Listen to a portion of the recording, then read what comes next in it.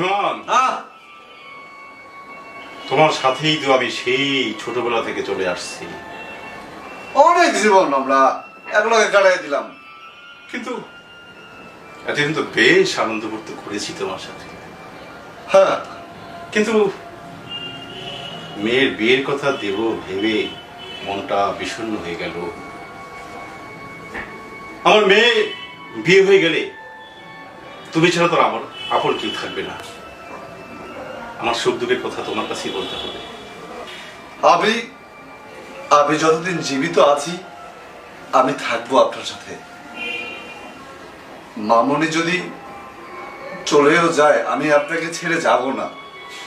আমার বাকি জীবনটা আমি আপনার সাথেই কাটিয়ে দিতে চাই।